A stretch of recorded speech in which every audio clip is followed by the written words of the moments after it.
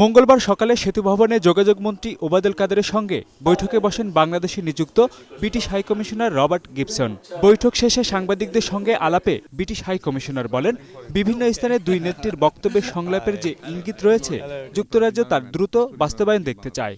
Both have said that they wish to enter into dialogue, so I'm encouraging both sides to take concrete steps to begin that dialogue as soon as possible. এরপর পদ্মা সেতু প্রকল্পের কাজ নিয়ে Korean রাষ্ট্রদূতের সঙ্গে বৈঠকে বসেন যোগাযোগ মন্ত্রী। পরে সাংবাদিকদের প্রশ্নের জবাবে কোরিয়ান রাষ্ট্রদূত দুই দলকে দ্রুত কার্যকর সংলাপের আহ্বান জানান।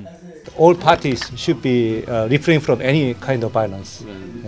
And then also we continue asking all parties, both parties, start engagement in the substantial dialogue. বৈঠক শেষে সাংবাদিকদের ওবায়দুল কাদের বলেন, সরকার বিএনপিকে রাজনীতি করার সুযোগ সৃষ্টি করে দিচ্ছে। এরই মধ্যে দলটির গ্রেপ্তার হওয়া বেশ কয়েকজন নেতার মুক্তি দিতে শুরু করেছে বলেও মন্তব্য তার। আমরা স্পেস দিতে শুরু করেছি অপোজিশনকে, যে গতকালের জনসভা, এটা একটা স্পেস। তাদের নেতাদের কেউ জামিন পেতে শুরু করেছেন, সামনে হয়তো আরও অনেকেই জামিন পাবেন।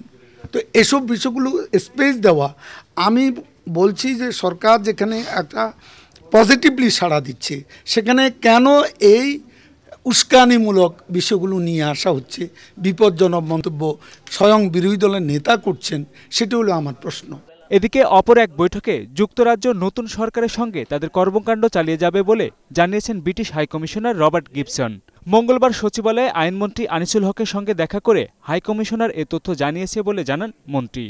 তিনি আমাকে যেটা বলেছেন সেটা হচ্ছে যে এই নির্বাচন হওয়া প্রয়োজন ছিল এবং আমরা এই সরকারকে রেকগনাইজ করেছি এবং তাদের সাথে আমাদের যা কাজ কর্ম যেটা চলছিল সেটা চলবে বলেও আমরা করেছি, আর এবং ভবিষ্যতেও আমরা সেটা চালিয়ে যাব, এই কথাটা উনি আমাকে পরিষ্কার বলেছেন। মানি লন্ডারিং মামলায় বিএনপির সিনিয়র ভাইস চেয়ারম্যান তারেক রহমানকে দেয়া আদালতের আত্মসমর্পণের নির্দেশ প্রসঙ্গে মন্ত্রী বলেন, আত্মসমর্পণ করবেন কি করবেন না এটা তার বিষয়। জুলহাস কবির, 21 টেলিভিশন, ঢাকা।